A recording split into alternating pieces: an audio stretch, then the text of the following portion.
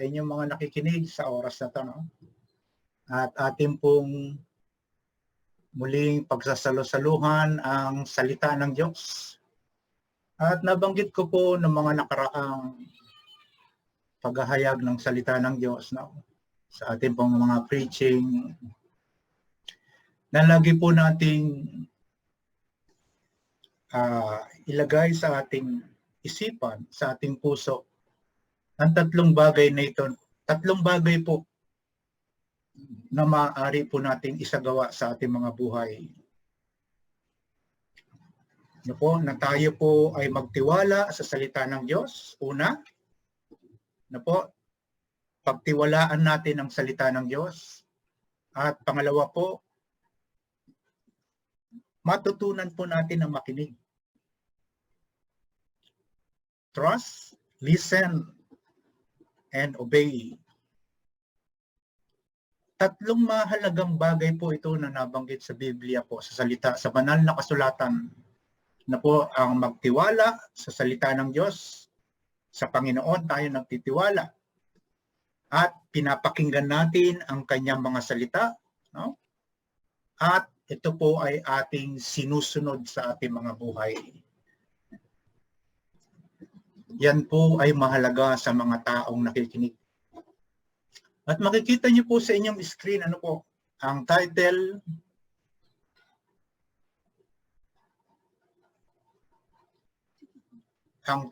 po na ating pag-aaralan. Maglingkod sa punong pastol. Binabanggit po yan, no, sa 1 Peter chapter 5, verse 1 to 4. Okay? Babasahin ko po sa inyo, no?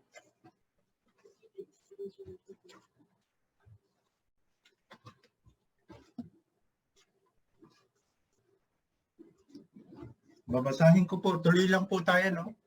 Sa ating gawain. Sabi po sa 1 Peter chapter 5, verse 1 and 4, no? Verse 1, 2, 3, and 4. Apat na talata po, no? Sabi po dito sa mga talatang ito ni Apostol Pedro, sa matatandang namumuno sa inyo, nananawagan ako bilang isa ring matandang pinuno ng iglesia na tulad ninyo bilang saksi sa mga paghihirap ni Kristo at sapagkat makakabahagi ako sa karangalang malapit ng ipahayag. Pangalawang talata, pangalagaan ninyo ang kawan ng Diyos na ipinagkatiwala sa inyo. Gawin ninyo ito ng maluwag sa loob at hindi napipilitan lamang sapagkat iyan ang nais ng Diyos. Gampanan ninyo ang inyong tungkulin, hindi dahil sa kabayaran, kundi dahil sa gusto ninyong makapaglingkod. Talatang 3, hindi bilang Panginoon ng inyong nasasakupan, kung hindi maging halimbawa kayo sa kawan. Pang-4 na talata, at pagparito ng pinunong pastol ay tatanggap kayo ng maluwalhating korona. Koronang di kukupas magpakailanman. Hallelujah. Purihin po ang pagkabasa ng salita ng Diyos. Si Apostol Pedro po, kung inyo pong naiintindihan po, iisa po siya sa mga alagad ng Panginoon bilang isang disipulo. Sa mga sulat po nito o liham ni Apostol Pedro, nagpapaalala at nagbigay siya ng tagubilin sa mga nangangasiwa sa iglesia. Tayo po, mga kapatid, tayo na mga nangangasiwa at bilang isang matanda ng iglesia, po, bilang isang matured Christian. Nanawagan si Pedro sa matatandang namumuno sa iglesia. Sabi niya na ako bilang isang matandang pinuno na iglesia na tulad ninyo at bilang saksi sa mga paghihirap ni Kristo. Po yung personal testimonya ni Pedro po. Nasaksihan po ni Peter. At sapagkat, sabi ni Peter, at sapagkat makakabahagi ako sa karangalang malapit ng ipahayag. Ang sabi po ng mga talatang ito, in verse 1. Lahat po, titignan po natin kung ano ang magiging dulot nito sa atin sa panahon na ito po. Sa panahon na ito at present and the future, makikita po natin sa mga salitang ito. Na kapag po tayo, bawat isa sa atin, maging ako, maging sino man ang mga naglilingkod ngayon sa iglesia, meron po silang mga personal testimony na nakakapagdulot ng kalakasan bilang mga mananampalataya na nakikinig ng salita ng Diyos. Nakakapagbigay siya ng pag-asa sa ating hinaharap kapag tayo po ay nagbibigay ng personal testimony natin sa maraming tao, sa mga mananampalataya. Nagdudulot po ito sa atin ng isang kalakasan at karunungan upang tayo po ay magpatuloy sa ating hinaharap.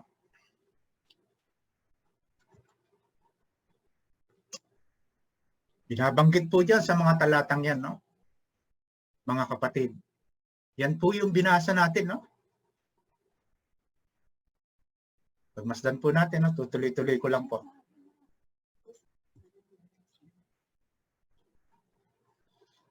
Okay?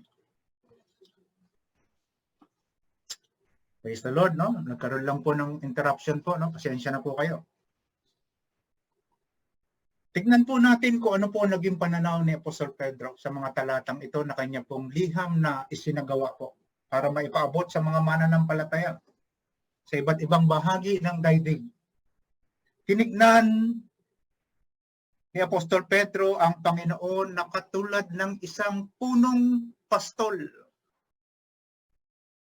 Sapagkat siya po maging sa simula pa lamang po ng gawaing pagkatawag kay Apostol Pedro.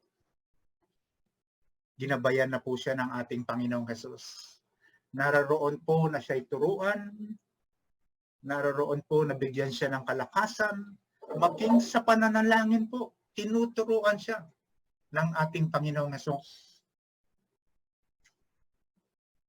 At makikita niya po sa mga talatang ito, from verse 2 and 3.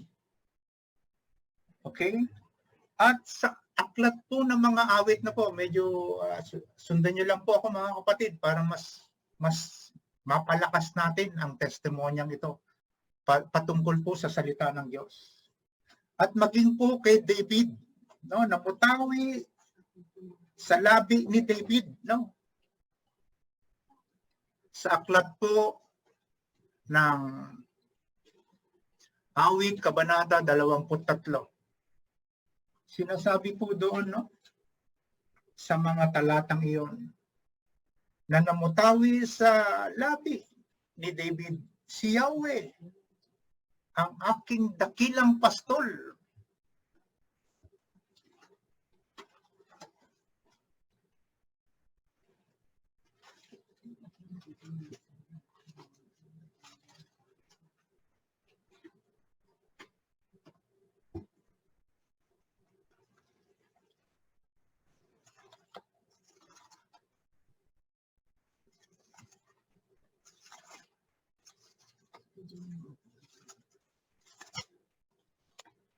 Sabi po ni David, si Yahweh ang aking dakilang pastol.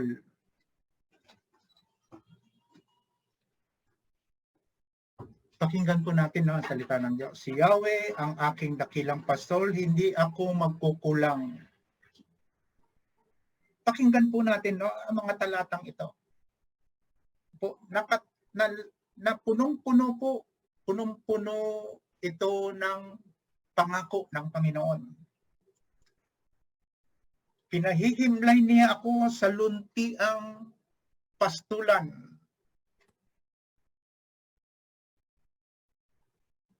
Pinapanumbalik ang aking kalakasan. Hallelujah, Lord.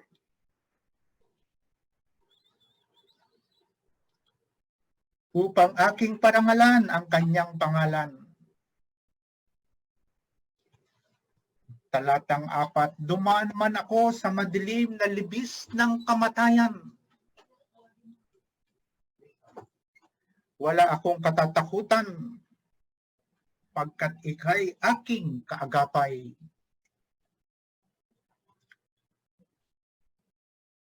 Hallelujah, Lord. Ipinaghahanda mo ako ng salo-salo na makikita pa nitong mga kalaban ko. Sa aking ulo, langis ay ibinubuhos. Sa aking saro, pagpapalay lubos-lubos. Talatang 6, kabutihan, pag-ibig mo sa akin, di magkukulang. Siyang makakasama ko habang ako'y nabubuhay. At magpakailanman sa bahay ni Yahweh, mananahan. Kaya ako po nasabi mga kapatid sa iyo, na pagtiwalaan po natin ang salita ng Diyos. Pakinggan natin at ito po ay ating sundin. Mahalaga po ito. At ito po ay namutawi na po sa katauhan ni David.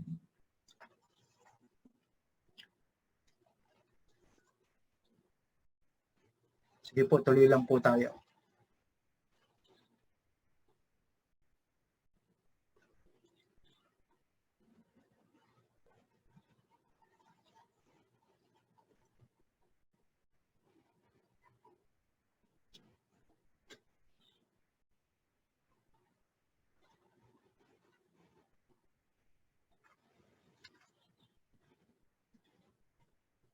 Kasi na po, may interruption po.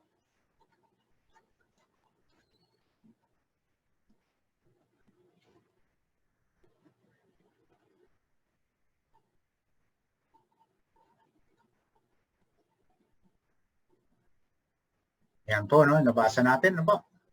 Okay.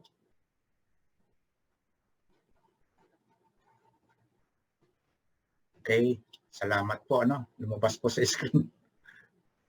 Yan. Hallelujah, no? Praise the Lord, ha?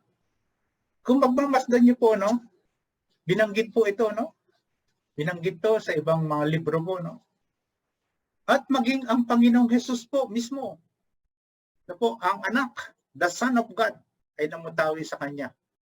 Na po, ang mga pahayag na ito. Si Jesus ay nagpahayag, binabanggit po dyan, no?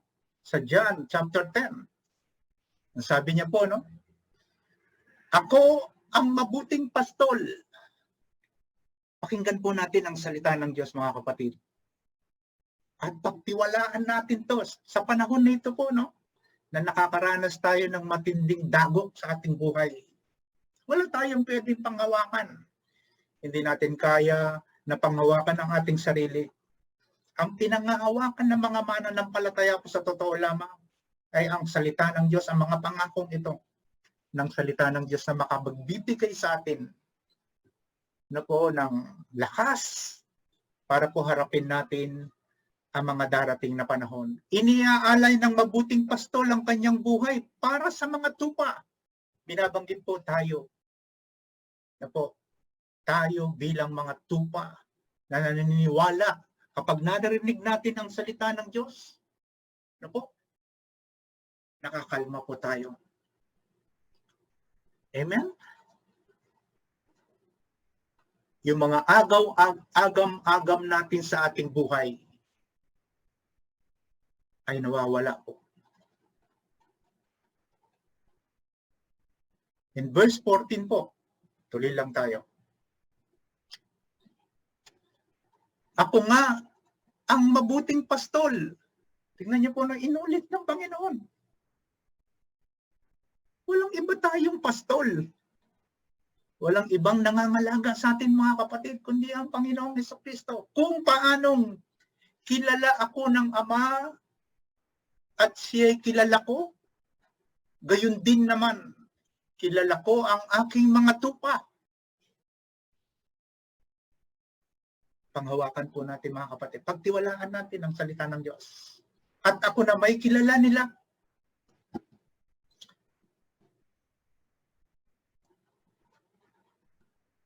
At iniaalay ko ang aking buhay para sa aking mga tupa.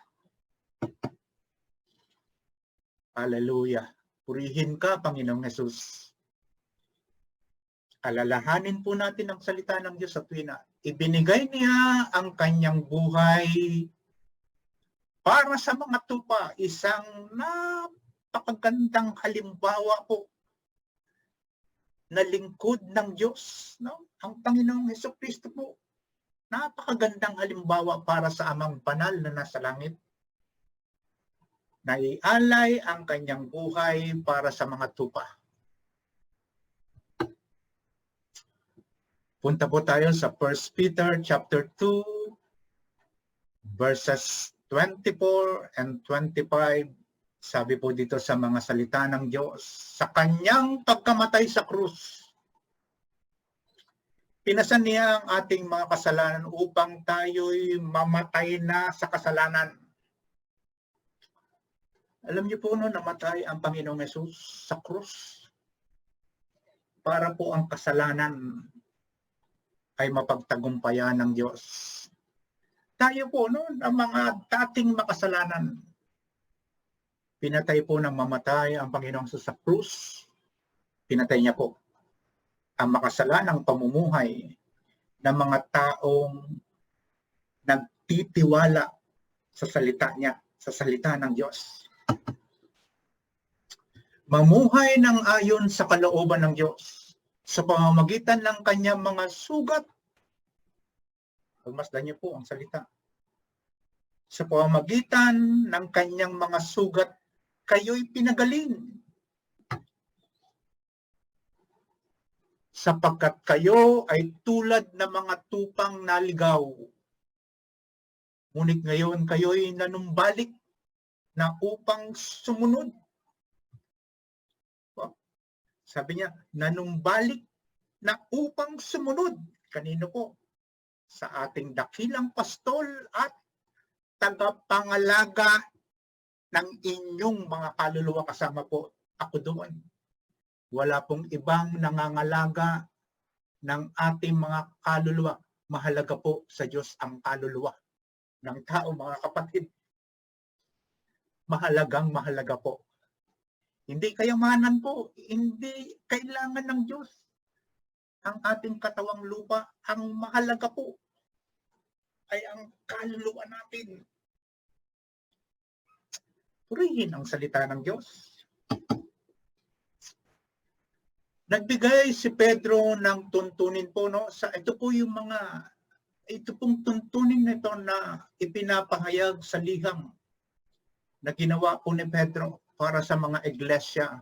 Nagbigay po siya ng tuntunin at tamang pag-uugali ng isang nagpapakain at nag-aalaga ng kawan ng Diyos. Una, sabi po ng kasulatan, banal na kasulatan, no? Nandyan po yan sa mga scripture na binasa natin from verse 2 and 3. No? Gawin ninyo ito ng maluwag at hindi napipilitan lamang. Yan ang nais ng Diyos. Ulitin ko po, no? Walang pilitan po, no?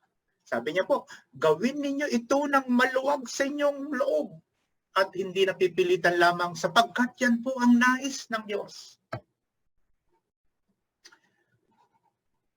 Number 2, gampanan ninyo ang inyong tungkulin. Sabi po ni Apostol Pedro, hindi dahil sa kabayaran, kundi dahil gusto ninyong makapaglingkod. Pangatlo, hindi bilang Panginoon ng inyong nasasakupan, kung hindi, maging halimbawa kayo sa kawan.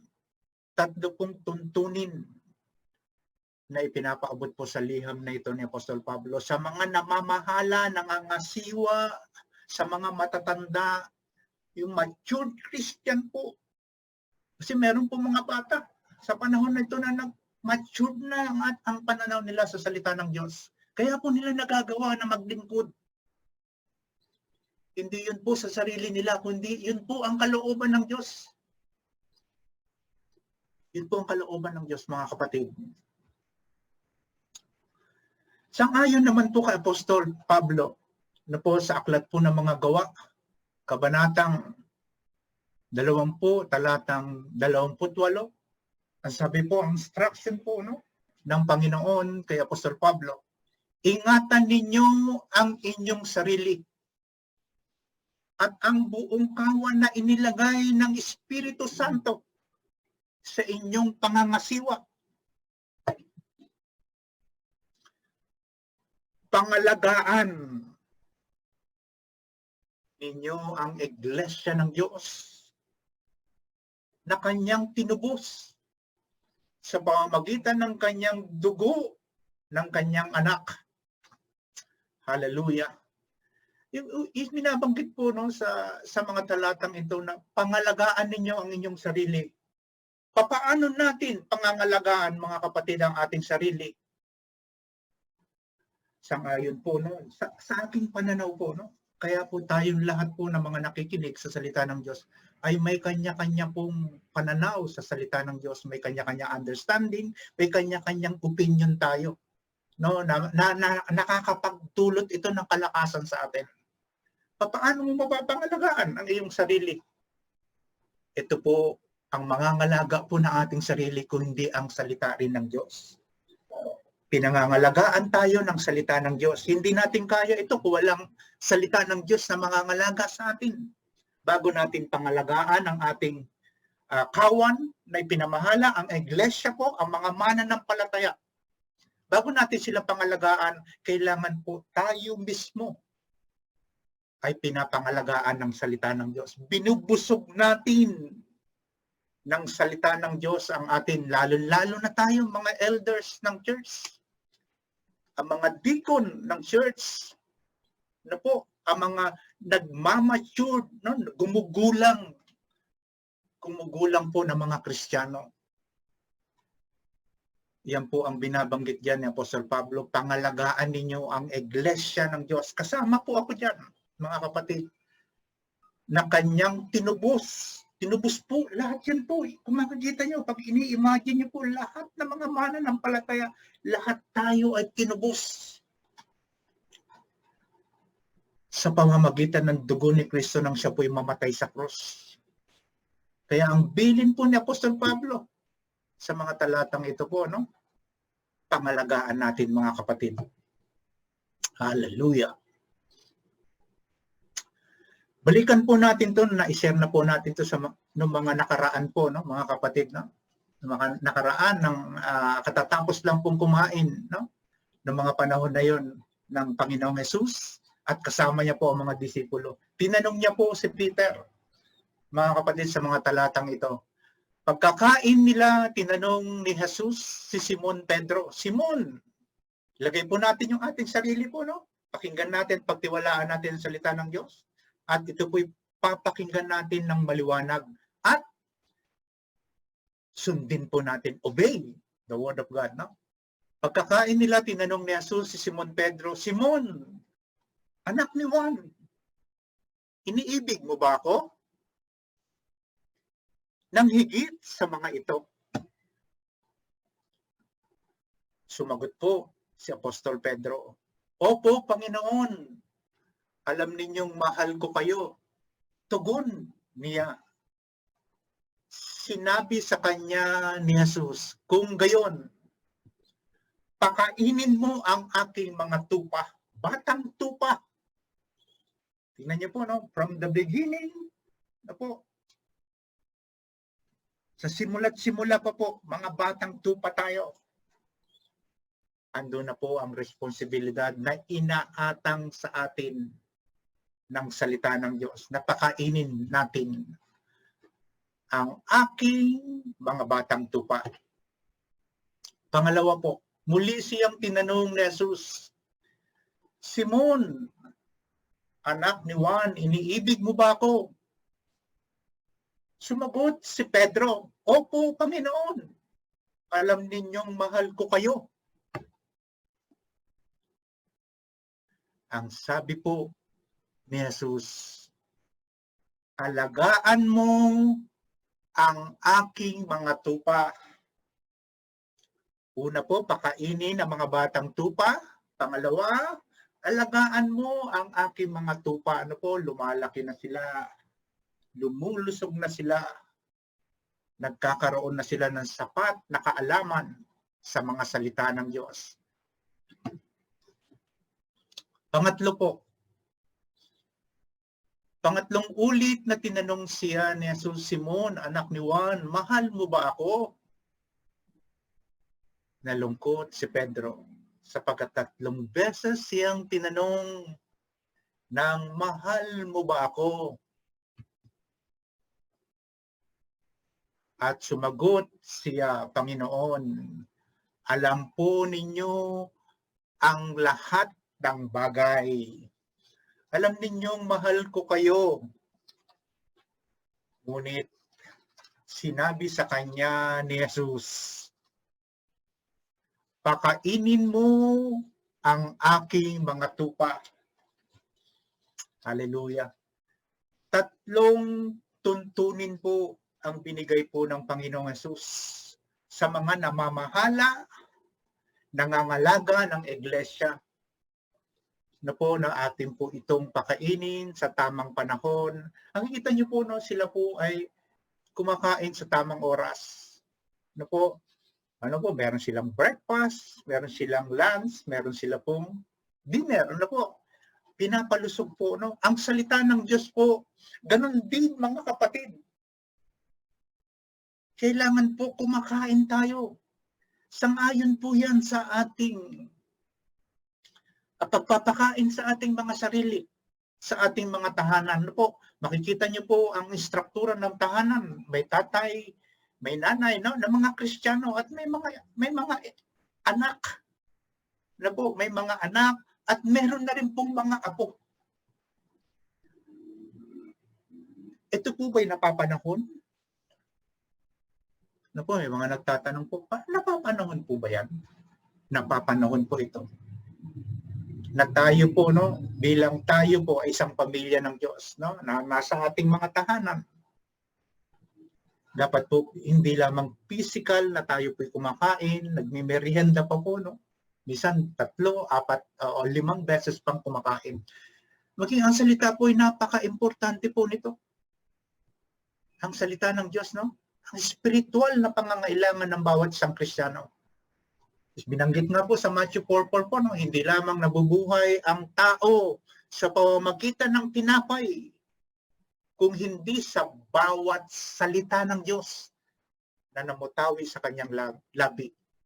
Meron tayong pagkain physical para lumusog tayo, lumakas ang ating katawan, may panlaban tayo sa anumang karamdaman, at meron din tayong physical. Walang iba kundi ang salita ng Diyos po. Spiritual po na ating pong ginagawa para mas lalo tayong lumusog sa panahon na ito, mga kapatid. At yan po ay ginagampanan natin sa ating mga tahanan. No? Nandoon, tayo po ay nananalangin, sama-sama ng ating pamilya, ipinagpipray po natin ang pangangailangan ng bawat isa. Na po, nagbibigay tayo ng kalakasan sapagkat yan po ay turo ng Diyos. Maging si Peter ay tinuruan po ng Panginoong Hesus kung gaano siya, kung papaano siya manalangin. Hallelujah, Lord. Pagkatapos, sinabi sa kanya ni Jesus, mga kapatid, sumunod ka sa akin. Kaya po nabanggit ko nung una na po, pagtiwalaan natin ang salita ng Diyos at makinig at sundin po natin ang salita ng Diyos. Ano? Pagkatapos po niya, no, verse 19b, sinabi po, sumunod ka sa akin, Peter. Okay? Tinignan ni Pedro ang muling pagbabalik, ano, in verse 4a po, no? Tinignan ni Pedro ang muling pagbabalik ng Panginoon.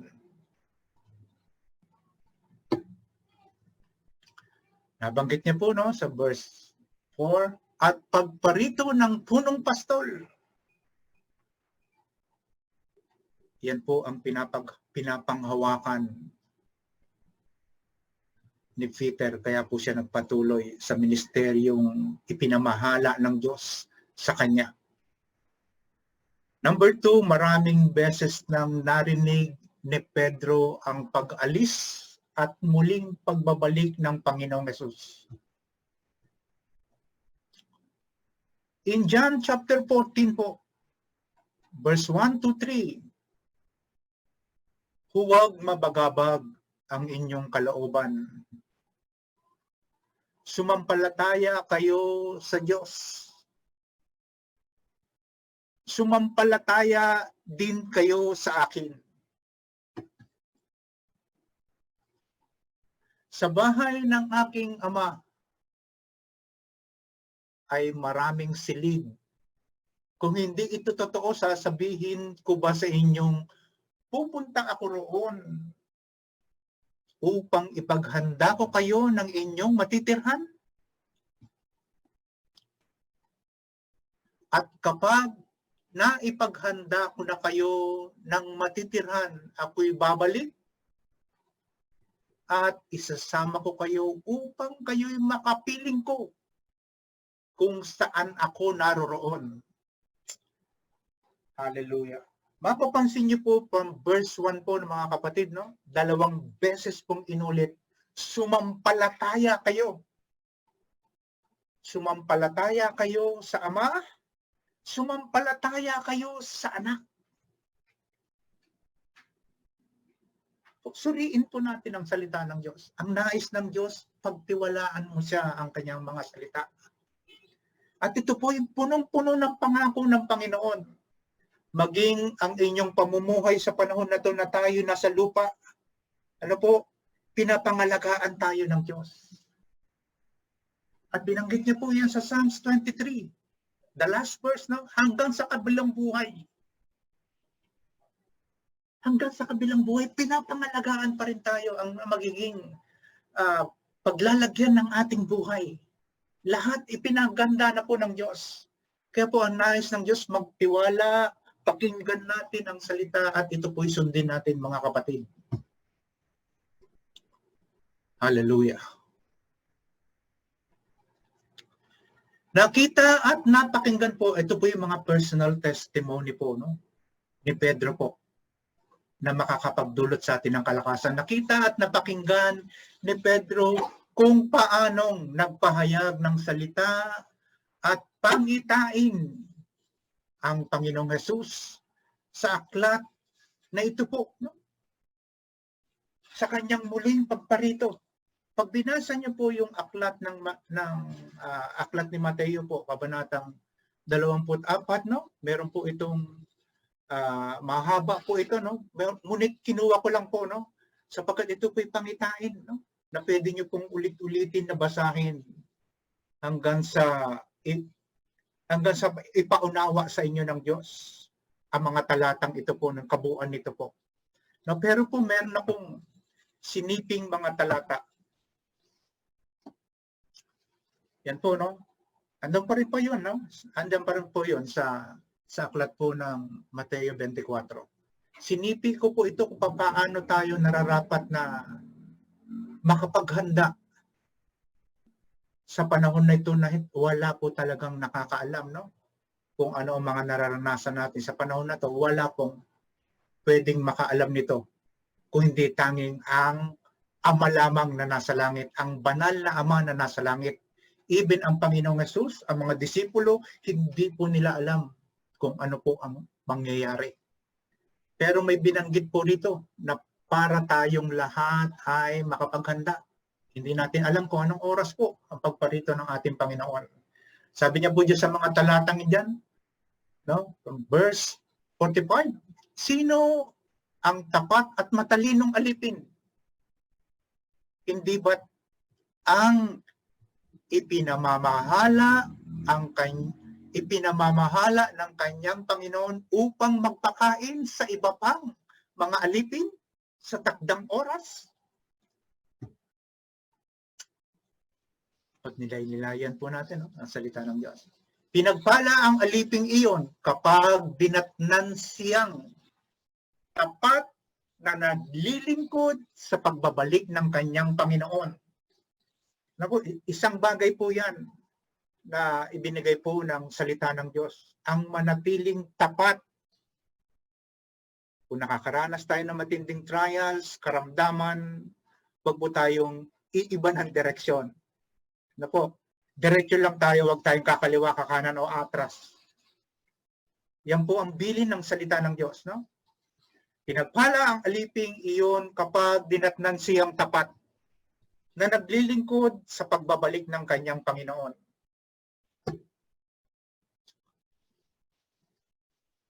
Verse 47 po, sinasabi ko sa inyo, gagawin siyang tagapamahala ng kanyang Panginoon sa lahat ng mga ari-arian nito. Hallelujah. Ano po, may pangako ang Diyos. Panatiliin lang po natin, no? Ano po, panatiliin natin na tayo po ay nananalangin. Yan po isang katuruan ng Diyos. Pinapakain natin ang ating sarili bilang mga matatanda ng iglesia, bilang mga pastor, bilang mga elders, bilang mga manggagawa, or even ang mga ating pong mga tupa, o ang mga kapatiran. Yan po ang bilin ng Diyos. Manatili po kayong tapat. Po, yung ating isipan, lagi nakatuon sa Kanya. Huwag po natin iwawaglit, no? Ang ating puso, lagi nakatuon sa Kanyang mga salita. Sapagkat yan na po ang bahagi ng ating buhay bilang mga Kristiyano. Bahagi na po natin na ng ating buhay ang salita ng Diyos. Hallelujah, Lord. Bihin ka, Panginoon. Nasaksihan din ni Peter nang iakyat ng dalawang lalaking nakaputi. Sabi po sa mga talatang ito, no? Walang duda na ito yung mga anghel ng Panginoong Hesus sa langit.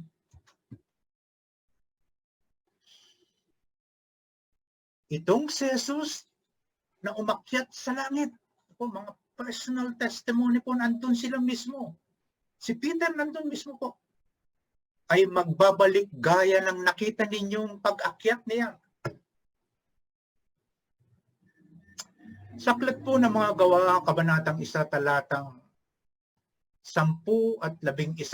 Sang-ayon po kay Apostol Pablo. Habang sila'y nakatitig sa langit at siya'y iniaakyat,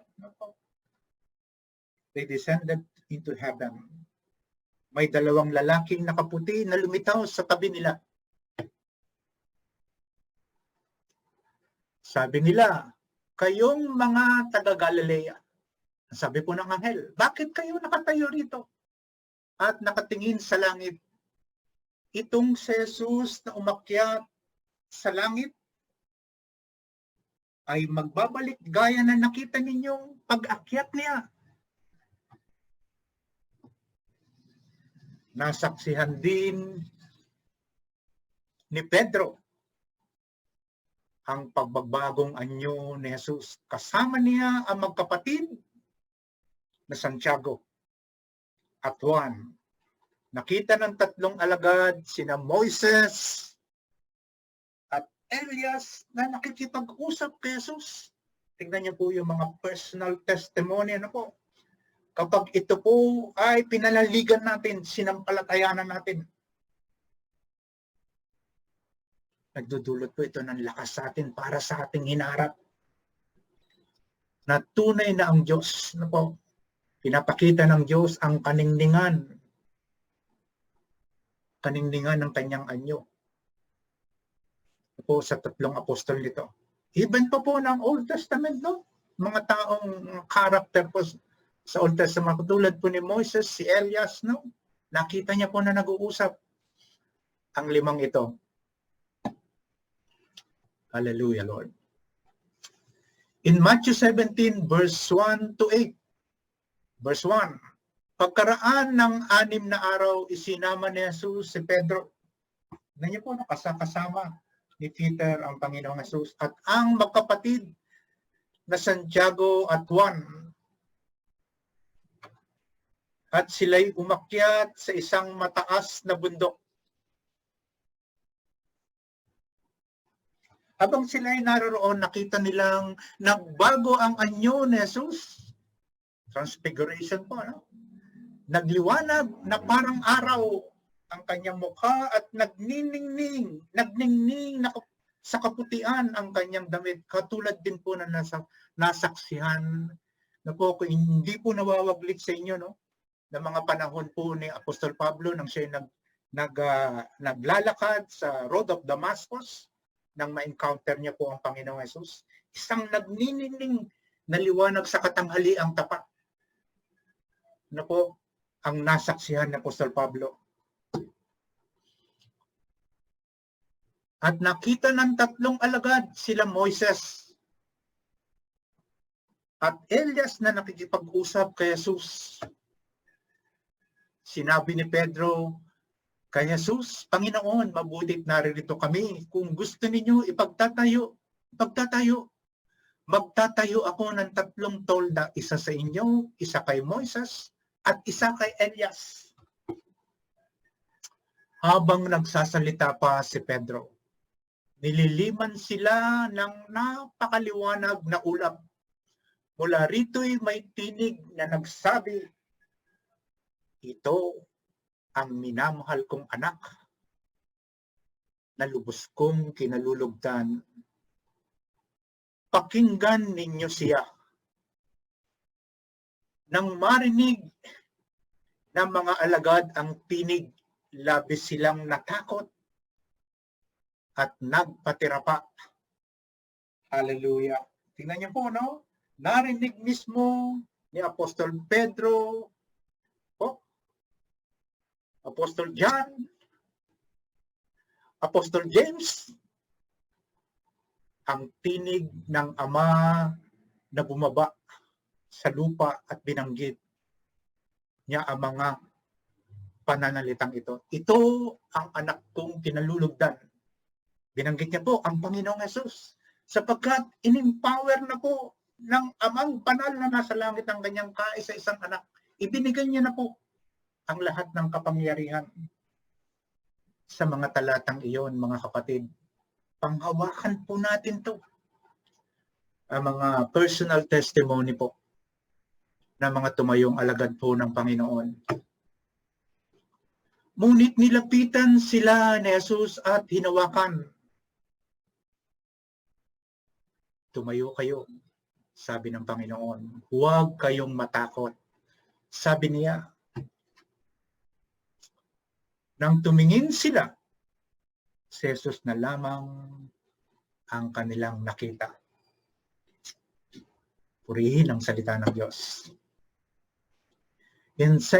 Sa pangalawang aklat po, no, ni Peter, kabanatang 1, talatang 16 hanggang 19, ang ipinapahayag namin sangayon po kay Pastor Pedro sa inyo tungkol sa kapangyarihan at muling pagparito ng ating Panginoong Jesus. Jesucristo ay hindi namin ibinatay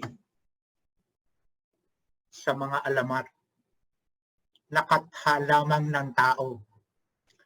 Nasaksihan ng aming mga mata, mga kapatid. Nasaksihan nila mismo ng kanilang mga mata ang kanyang kadakilaan. Nang tanggapin niya mula sa Ama ang karangalan at kaluwalhatian, ito'y nangyari nang marinig namin. Listen, mga kapatid, narinig, pagtiwalaan, at narinig natin. Listen, narinig natin. Ito'y nangyari nang marinig namin ang tinig mula sa dakilang kaluwalhatian ng langit na nagsasabing, ito ang minamahal kong anak na lubos kong kinalulugdan, ang Panginoong Hesukristo po. Narinig namin ito mula sa langit sapagkat kami kasama niya nang ito'y maganap sa banal na bundok. Hallelujah. Kaya naman, sabi po ni Apostol Pedro, kaya naman lalong tumibay ang aming paniniwala. Listen po, doon sa ating unang binanggit, pagtiwalaan natin ang salita ng Diyos. Panghawakan natin to, sampalatayanan natin. Kaya naman, sabi po ng Apostol Pedro, kaya naman lalong tumibay ang aming paniniwala sa ipinahayag ng mga propeta. Makakabuti na ito'y pag-uukulan ninyo ng pansin. Instruction po, Makakabuti na ito'y pag-uukulan ninyo ng pansin, mga kapatid. Purihin ng Diyos. Sapagkat tulad ito ng isang ilaw na sa madilim na tumatanglaw sa inyo. Po, sa salibutan po, Nagsisilbing ilawan po natin ang salita ng Diyos. Hanggang sa sumikat ang araw ng Panginoon. Makita natin, At magliwanag sa inyong mga puso ang bituin sa umaga. Hallelujah. Hallelujah. Walang iba po, mga kapatid, walang ibang magiging tanglaw natin sa madilim na mundong ito na nagsisilbing liwanag kundi ang salita ng Diyos. Kaya po paulit-ulit kong sasabihin sa inyo, pagtiwalaan natin, trust the Word of God, listen, matutunan natin makinig at sumunod sa salita ng Diyos. Kaya po, may iiwan po ako sa iyong katanungan, mga kapatid. Ikaw ba ay nakahanda sa muling pagparito ng Panginoong Hesukristo? Yan po iiwan ko sa iyo, kapatid. Ngunit hindi pa po tayo tapos. Tinignan ni Pedro ang hinaharap. Tinignan po ni Peter sa hinaharap. Ang Panginoong Pastol na magbibigay ng koronang di kukupas kailanman. Ulitin ko po, naroon si Pedro sa tabi ng Panginoong Jesus, nang masaksihan niya ang lahat ng paghihirap. Paghihirap ng Panginoong Jesus. Nasaksihan po ni Peter nang siya'y hinahagupit. Baliktanawan po natin sa ating isip, sa ating mga puso. Naghirap po ang Panginoon. Walang iba pong gumawa niyan sa buhay ng mga mananampalataya kung hindi ang Panginoong Hesukristo lamang. Na ito po'y personal na testimonya ni Apostol Pedro. Naroon si Pedro nang magbagong anyo ang Panginoong Jesus. Lahat po yan nasaksihan niya. Nasaksihan din ni Peter ang kapangyarihan ng muling pagkabuhay ni Jesus. Amen po ba? 1 Corinthians chapter 15 verse 5. At siya ay nagpakita. Kanino po? Unang-una. Kay Pedro. At saka sa 12. Ito po yung isang nagpapatibay ng pananampalataya ni Peter sa Panginoong Hesus sa kanyang muling pagkabuhay. Kaya po ibinabahagi niya. Gumawa siya ng liham sa mga mananampalataya. Sa panahon na ito ay inyong pagtibayin sa inyong mga puso't isipan ang muling pagkabuhay ng Panginoon. Hallelujah, Lord. Sa pamamagitan ng cross na nagsasaad na ang lahat ay naganap na. At sa pamamagitan ng pagkabuhay na magmuli ni Hesukristo, ang lahat ng pangako ay mangyayari. Hallelujah, Lord. Hallelujah. Ang mga pangako ng Panginoong Hesus sa kanyang muling pagbabalik. Sabi po sa aklat po, si Apostol Pablo pa rin po, no? Sa aklat po na 2 Timothy. Po, nagbigay po siya ng isang illustration, no? Sa mga mananampalataya, sa mga nagtitiwala, sumasampalataya sa salita ng Diyos. Sabi niya po dito, hindi maaaring gantimpalaan ang isang manlalaro kung hindi siya naglalaro ayon sa mga tuntunin. Ano po? Hindi po siya nagpapasahok. Ika nga. Ano po, binanggit niya po diyan, no? Atleta, no? Ikinumpara niya bilang isang halimbawa. At farmers, magsasaka po, sabi niya diyan. Sa verse 6, ang magsasakang nagtatrabahong mabuti, ang siyang dapat unang makinabang sa bunga ng kanyang pinaghirapan. O, ito po yung mga halimbawa lang po na nasa banal na kasulatan. No po, atleta, no? Kailangan po, no, nagduduong ka, sumusunod ka sa tuntunin bilang isang maglalaro. Pinapakinggan mo ang instruction ng iyong coach, no po? Para ito po nag-o-obey ka sa lahat ng tuntunin. May karapatan kang magkamit ng katungkulan na ibibigay sa iyo ng Diyos, no? Sabi niya po diyan, no, sa pangalawa po, ang magsasakang nagtatrabaho ng mabuti, ang siyang dapat unang makinabang sa bunga ng kanyang pinaghirapan. At sabi po ni Apostol Pablo po, no, sa mga panahon na yon, no, kaya naghihintay sa akin, sabi po ni Apostol Pablo, ang koronang gantimpala para sa mga namuhay ayon sa kalooban ng Diyos. Ito po yung mga taong sumunod. Naririnig nila ang salita ng Diyos. Hindi nila nakikita physically ang Panginoon, pero pinangahawakan nila ang salita ng Diyos. Pinapakinggan nila ito at isinasagawa. Sabi po ng Apostol Pablo, kaya naghihintay sa akin ang koronang gantimpala para sa mga namuhay ayon sa kalooban ng Diyos. Sa araw na iyon, ang Panginoon na siyang makatarungan, hukom ang siyang magpuputong sa akin ng korona. Napakasarap naman, Panginoon. Hindi lamang sa akin, kundi sa lahat ng nananabik sa kanyang pagbabalik. In 2 Corinthians 5:10, sapagkat lahat tayo ay haharap, walang hindi po haharap pagkatapos po ng ating buhay, no?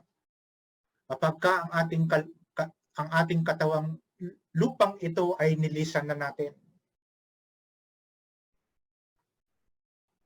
haharap tayong lahat, mga kapatid, bilang isang matanda ng church, bilang si Kuya Ed, na po, nais ko pong malaman ninyo ang lahat ng ito. At pag-ukulan natin ng pansin, mga kapatid, sapagkat lahat tayo haharap sa hukuman ni Kristo at tatanggap ng nararapat ayon sa ating mga gawang mabuti o masama nang tayo'y nabubuhay pa sa katawang ito. Hallelujah. Lastly po ng pagpapahayag ng salita ng Diyos. Sabi po sa pahayag, 22, talatang 12, at sinabi ni Jesus, makinig kayo. Binanggit niya po, no? Makinig, listen mga kapatid. Pagtiwalaan natin ang salita ng Diyos, darating ako. Tignan niyo po, ito po hindi gagawin ng Panginoon ito.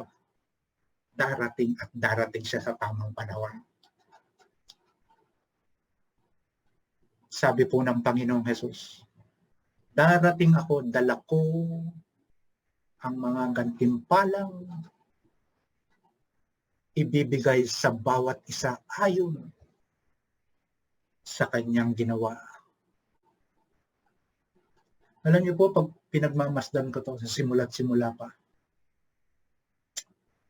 nakikita tayo ng Diyos. Makapangyarihan ng Diyos. Nasasalamin ng Diyos ang ating mga puso't isipan.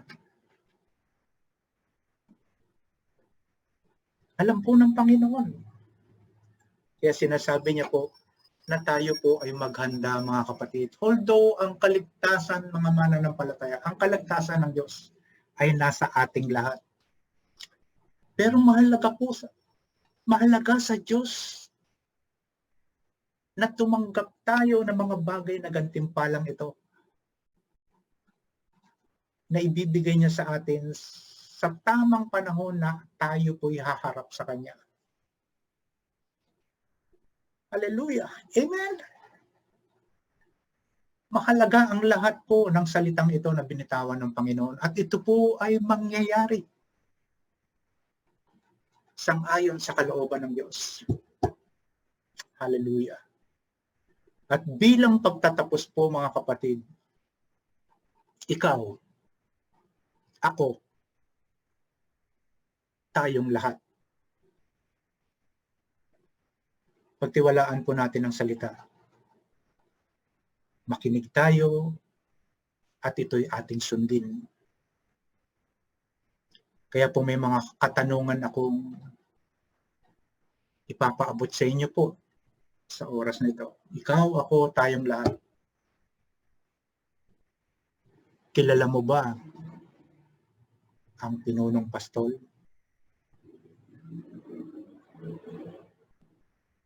Ikaw ba ay naglingkod sa pinunong pastol?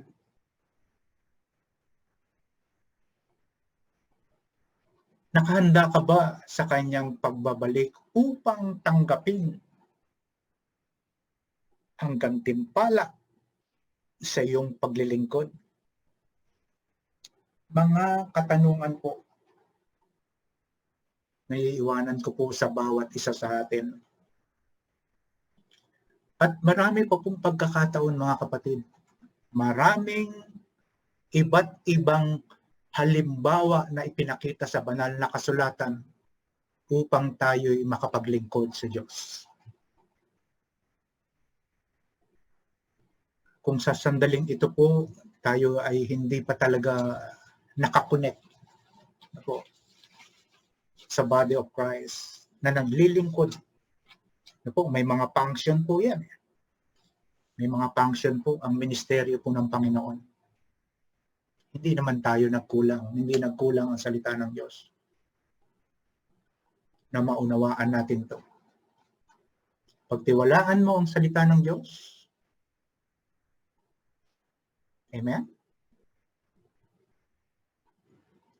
Pakinggan ito at sundin ang salita ng Diyos. Marami pong salamat sa inyong matyagang pakikinig. Sa Diyos, ang lahat ng papuri, walang iba po, lahat ng karangalan para sa Diyos lamang. Marami pong salamat, Pastor Dante.